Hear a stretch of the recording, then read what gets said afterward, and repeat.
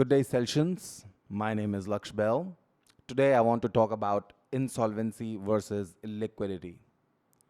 This is a video that has been a long time overdue. I've been talking about this video for a while, but I needed a setup and I needed to wait until I had the right setup because I want to show you on a piece of paper how it works.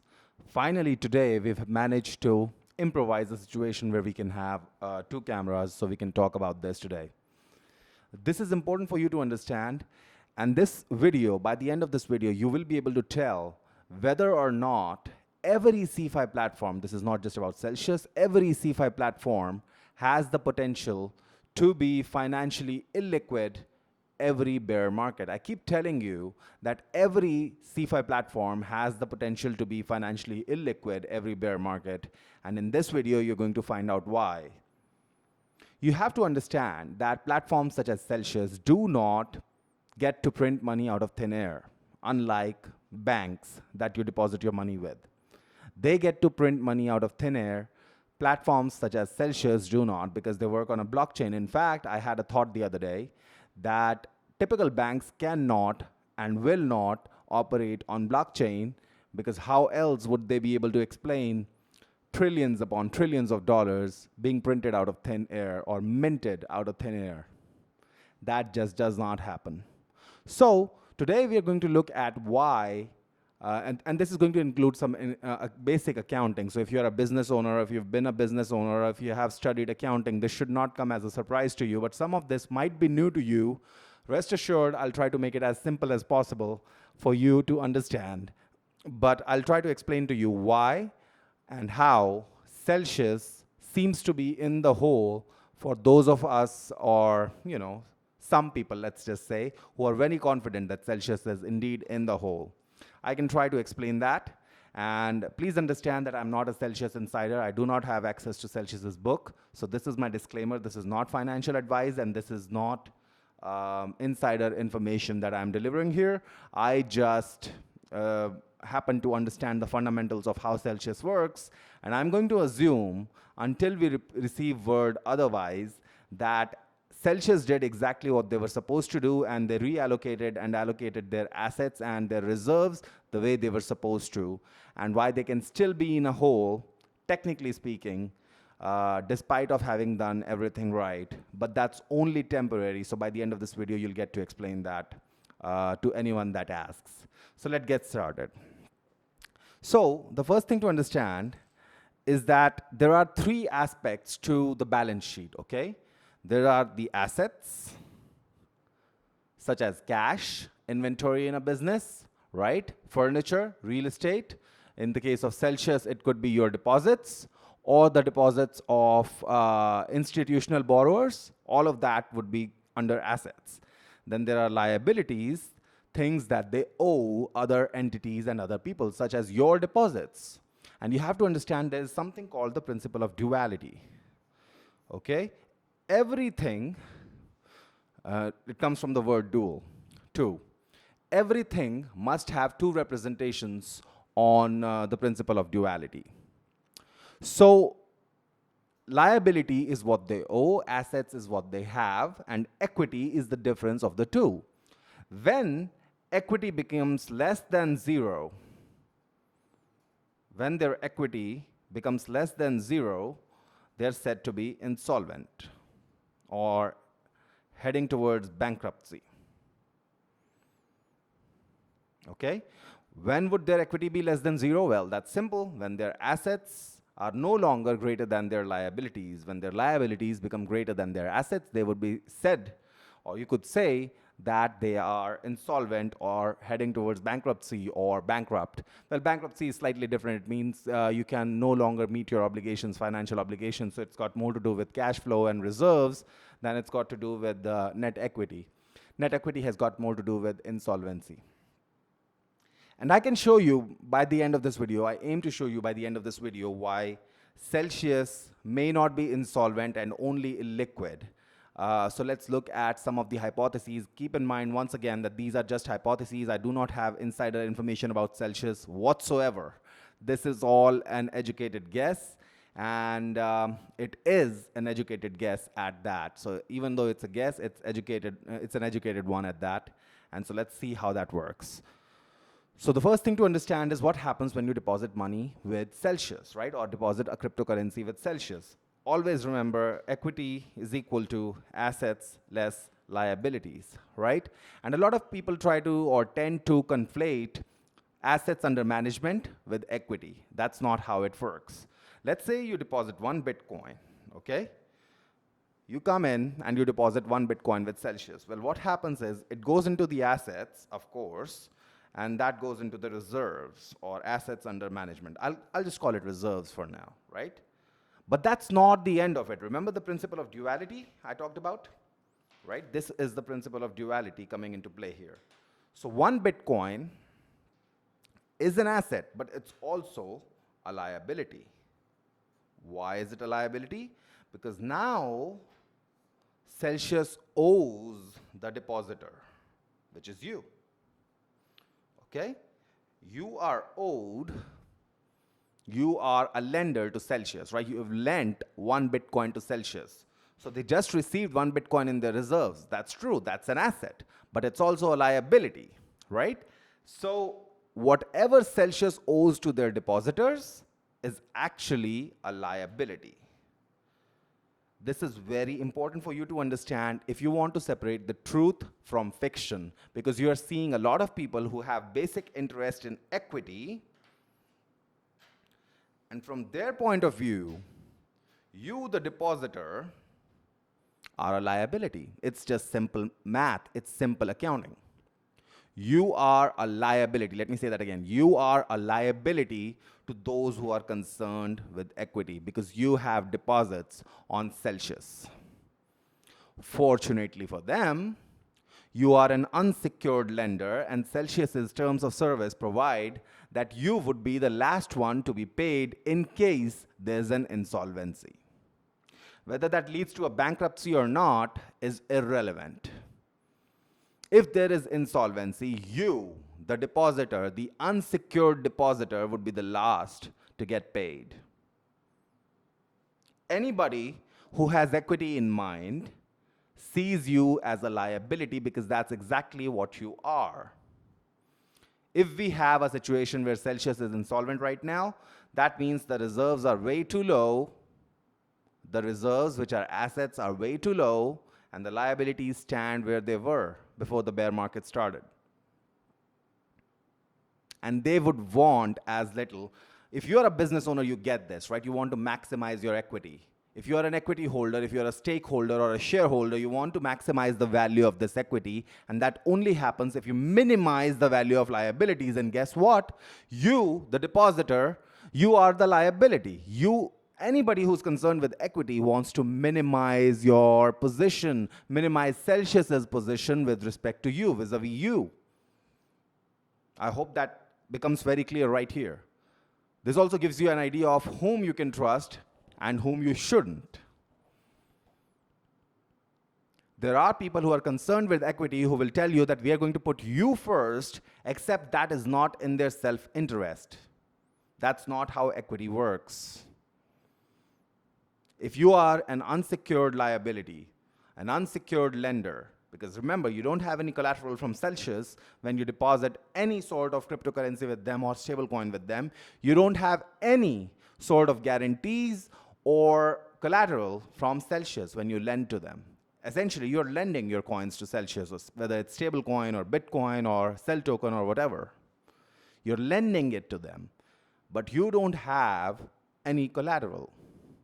You're still a liability, except their terms of service provide for you to not be able to, in certain situations, get back the collateral or the deposits that you have with them. So that's the first part you have to understand. Now, I'm not saying this is how it will play out. I'm just trying to explain to you why people who have equity on their mind might not be your best friends. That's the first thing to understand. Okay, so let's look at something else now. What happens when you borrow from Celsius, right? And this is where Mashinsky method comes into play. I wanted to briefly touch upon this because people have challenged the Mashinsky method a lot, myself included. And I've said in the past, you can check out this video. It's going to be right here, up here. You can check out this video that I did months ago where I talked about why cryptocurrency-backed loans were not a stable product, and they could not be a stable product because the cryptocurrency markets are highly fluctuating, right? And unless you are an institutional borrower, maybe borrowing against your cryptocurrency is not for you. I'll try to explain that right now, and then we'll talk about the Celsius business model, which will go on to further explain why your coins, while it may look like Celsius is in a hole, may not be at a risk of being lost forever. And what your best shot is if you want to preserve the way things are at Celsius and get back to business as usual. You will see it all playing out just on this piece of paper, and I'm going to show it to you. So let's talk about the borrowing product, okay? So when you borrow, things are a little bit different. This time, you leave some collateral with Celsius, right? Let's say you leave 2 Bitcoin as collateral. That's your collateral.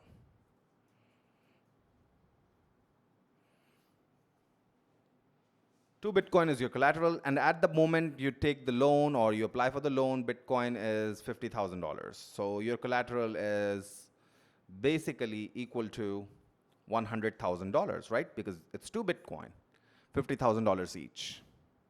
And as a result, you get 25. Okay, this is fine. You get $25,000 as capital. That's your loan with Celsius. The interest rate does not matter.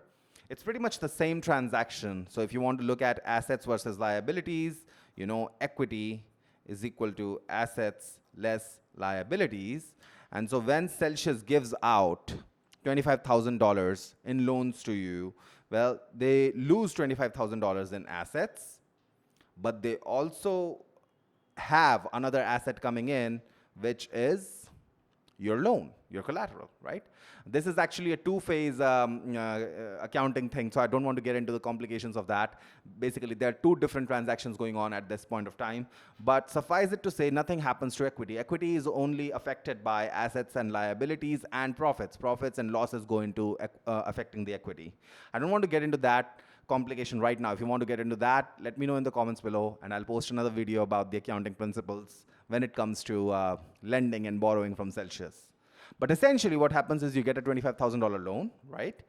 And then if it's a bear market, what happens is Bitcoin collapses. So let's say Bitcoin goes down to $20,000. So now your collateral, which was initially worth $100,000, is only worth $40,000. And at an LTV of 4:1, which is what this was, right? 4:1, right? You're only eligible for a loan of $10,000. So essentially, you receive a margin call. Either give us more collateral, or close out your loan, or at least lower your capital position, cash position, so pay back some of the loan. Let's say $10,000, $15,000 of the $25,000 loan. And if you are a regular investor or a retail investor, you may not be able to pay back the $25,000 immediately, which would lead to liquidation of your collateral, and you would lose your Bitcoin. This is why this is such a hard situation to be in, because every bear market, and we'll talk about why it's exactly the opposite for the institutional investors, but in the bear markets, your collateral is worth less and less and less with each passing day. That's a bear market for you. That's how bear markets work. Bitcoin is worth less, therefore your collateral is worth less, therefore you're eligible for less and less loans. The exact opposite thing happens for the institutional investors, which I'll explain shortly, which is why you'll see why it might be months before Celsius can reopen withdrawals for everybody and go back to business the way it was. Okay, so now let's talk about Celsius's business model, okay? It's very simple. There are 2 sides to it, okay? Let's talk about you. This is Celsius. Right here, this is Celsius. Depositors, that would be you and me, people like us, right? Depositors lend to Celsius.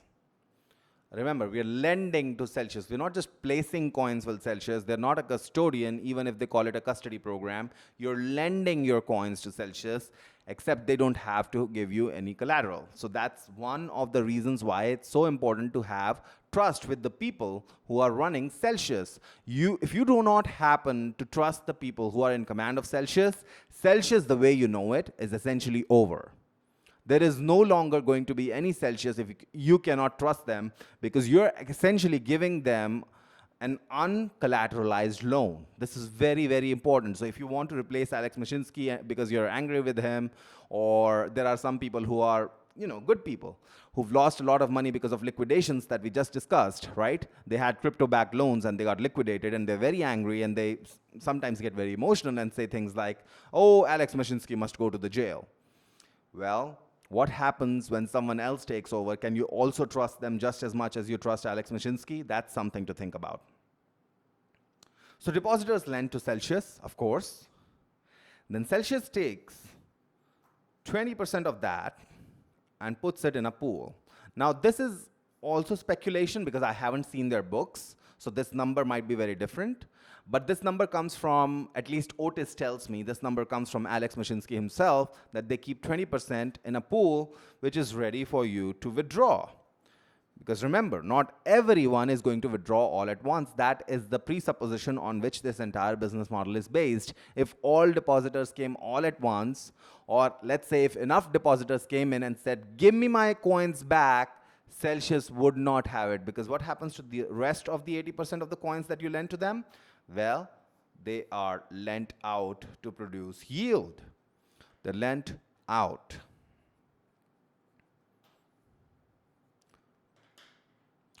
And if more than 20% or more than what exists in this pool is demanded back by depositors all at once, what we have is a situation where Celsius is illiquid because this pool is drained.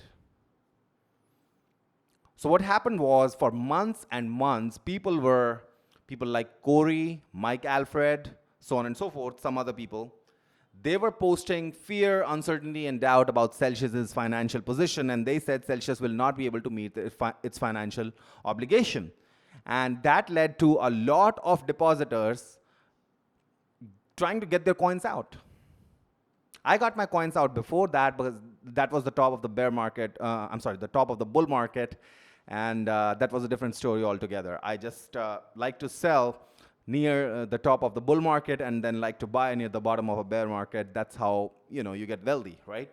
You buy the bottom, sell the top. But people are emotional. They tend to sell the bottom and buy the top because that's how sentiments work and that's how markets work. Markets are mostly psychology and math. That's all there is to it.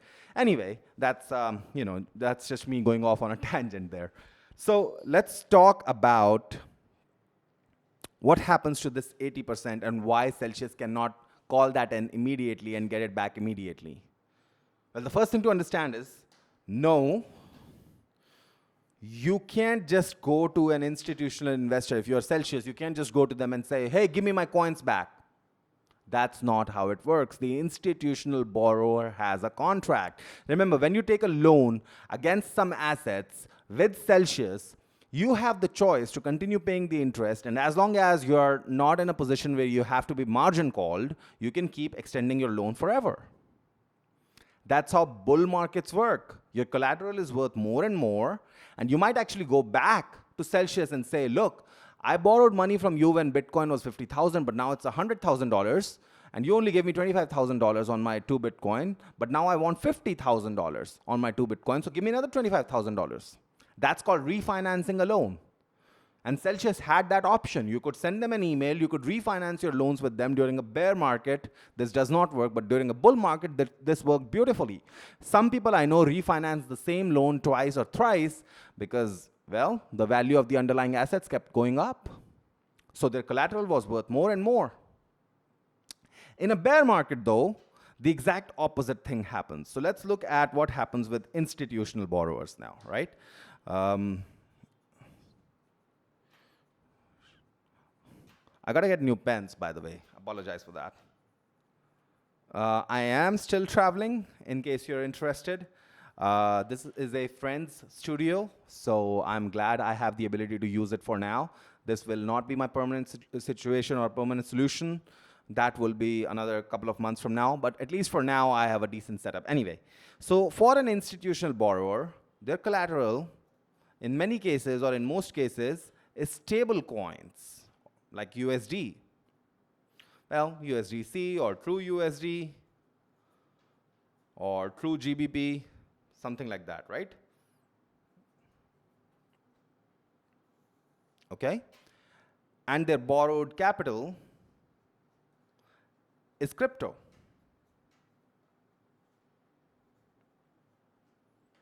If their borrowed capital is crypto, right? If the borrowed capital is crypto, and it's a bear market, well, guess what happens in a bear market? The value of crypto goes down. So the value of their borrowed capital keeps going down while their collateral posted is worth the same amount of money because that is in stable coins. Do you understand? So their collateral is worth more and more in a bear market as the value of the crypto that they've borrowed keeps going down. The value of crypto goes down during a bear market. That's all you have to know. So the value of the capital that the institutional borrowers have received from Celsius, which is basically the 80% of the deposit that we, the depositors, have lent to Celsius, right? That goes down. So the borrower, the institutional borrower, might go back to Celsius and say, look, my collateral is worth a lot more now. I posted $1 million in collateral. You gave me 25,000 or 500,000 in Bitcoin, but that Bitcoin is only worth 200,000 now. I need more Bitcoin from you. Or pay me back my stable coins. Give me back some of my collateral. Essentially, they are refinancing their loan with Celsius, which is exactly what you would do in a bull market if you had a loan with Celsius. And Celsius cannot tell them, hey, we don't have the coins. Well, in dire situations, they might. But Celsius cannot tell them, you got to close out your loan. So there is no way Celsius can reopen their withdrawals in the next few months while the bear market still rages on. We have a bear market right now, and this will continue for the next few months. And Celsius will not, it's not likely to reopen withdrawals. I don't think they can reopen withdrawals. It's just not going to work that way, simply because of how this works. If you have watched this section, if you don't understand something, post it in a comment below. Post your questions in a comment below, because I really want to make sure you get this. Now, where does this insolvency come from? Well, it's very simple. I'm going to try to explain it without getting into basically deeper accounting principles, deeper into accounting principles. But you have to understand equity is equal to assets less liabilities, right? This part we understand. When Celsius has stable coins from institutional lenders, those stable coins are liabilities, okay? Because they gotta pay them back. They owe those stable coins to the institutional lenders when those lenders close out, the institutional borrowers, when those institutional borrowers close out their loans, right? So those stable coins become liabilities, and the assets are crypto lent. So the crypto they lend to the institutional borrowers are essentially assets. That's something that they can collect. It's a receivable, right?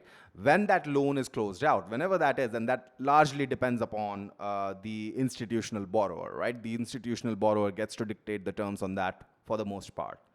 When that loan gets closed out, Celsius receives the crypto, which is your crypto, the depositor's crypto, which was lent out to them, while the stable coin must be paid back to the institutional lender.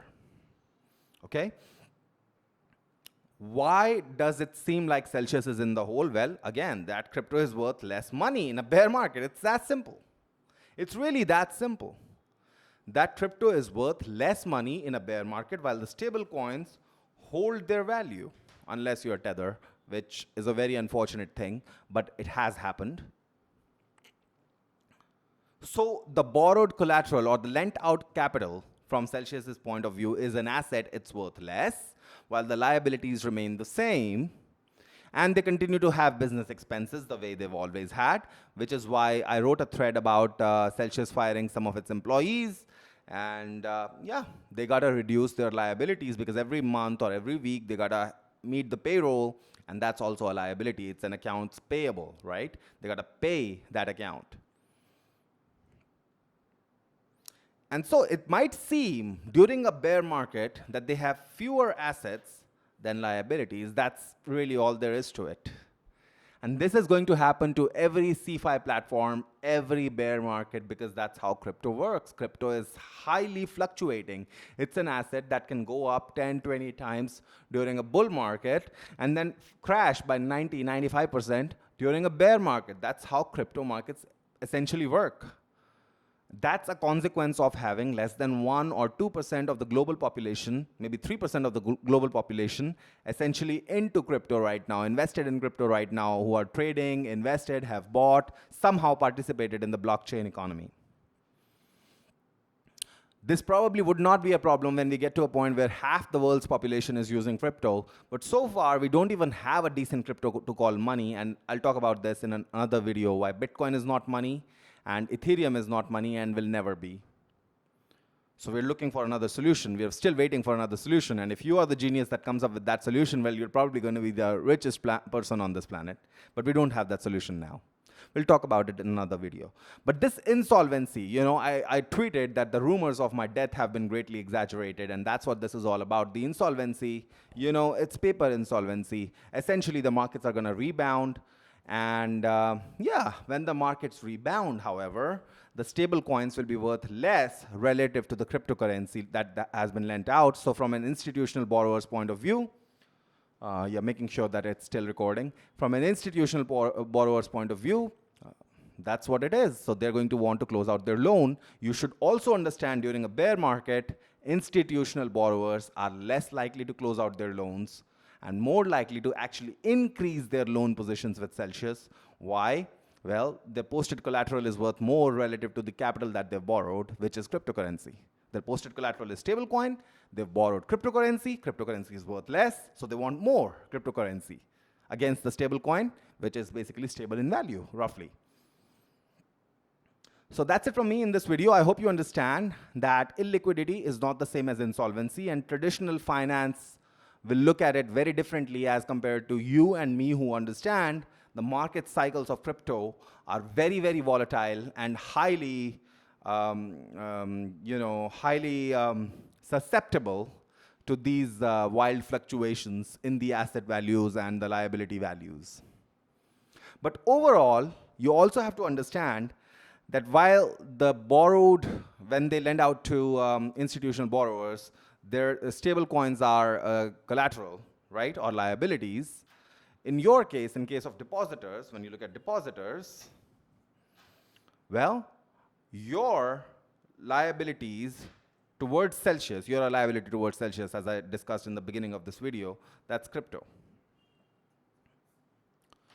So there is a great chance that the net equity in Celsius is still not even less than 0. It's greater than 0. It's definitely possible, and I would think that is the case, because if there was a chance or if there were any possibility of that net equity being less than 0, you would have heard about it. There are plenty of people who would benefit from that situation, and they would not remain silent.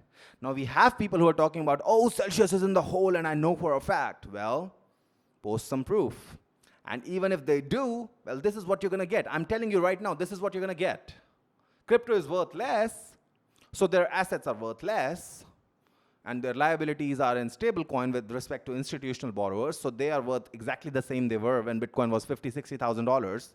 And so it seems like, on paper, they might have a hole, but we all understand how the crypto markets work, and this is going to turn around rapidly, just as rapidly as it did in a bear market. It will turn around again in a bull market, and when Bitcoin goes back to new all-time highs, this will be the end of it. Thanks for watching this video. I know this was a long one, but I wanted to address a lot of things from a theoretical, mathematical point of view, and I wanted to ensure that you understood how Celsius operates and why it might look like it's insolvent when it really isn't, and the traditional financial models of evaluation of equity value don't necessarily apply here, even though they are applied, of course. We all come from a world of what we already know. So when cars were first introduced, they were known as horseless carriages, right? Of course, nobody calls them a horseless carriage anymore. And when mirrorless cameras were first introduced, they were called mirrorless cameras because, you know, that's the new thing. But now, by default, a camera is a mirrorless camera. And you got to specify that it's a DSLR, digital SLR, if, you know, you want to mention an SLR technology camera. So that's what happens with new technologies, and Bitcoin, and especially the lending models of Bitcoin and yield generation models of Bitcoin or other cryptocurrencies are relatively new. And as a consequence, they're still being evaluated with the traditional finance model of evaluation. And that's where insolvency might look like it's likely. However, I am pretty sure nobody has any evidence of it because, well, if they had any evidence, you would have seen it, I would have seen it, we would all have seen it. And even if I do see it, this is exactly what I'm going to tell you most likely, unless Celsius management really did things that were not worthy of being, you know, not worthy of someone trustworthy, right? If they really did pull some shenanigans, then it would be a different story. But until we have any evidence of that, I continue to believe that Celsius did not pull any shenanigans, and that's that. I do not have blind faith in Celsius or Alex Mashinsky or the Celsius management, but I also have not seen any evidence yet of any wrongdoing on their part. So I will continue to believe that there has been no wrongdoing. And in the future, if we see there has been any wrongdoing by them, I will be the first to inform you. My name is Laksh Bell. I hope this video educated you a little bit on, or at least reinforced your ideas if you already knew all about, you know, the accounting principles. And yeah, if someone else needs to understand this, you can maybe point them to this video and basically explain to them how this works and why it looks like Celsius might be insolvent when it really isn't. And remember, we haven't seen any proof of that. We've only seen proof of illiquidity in terms of withdrawals being closed. Withdrawals are closed, there's no doubt about that. But that's the only evidence we have so far. And why withdrawals would be closed is not really hard to understand when you understand that they only have a pool of about 20% of the depositors lent crypto, and the other 80% is out generating yield. My name is Laksh Bell. Have a great day.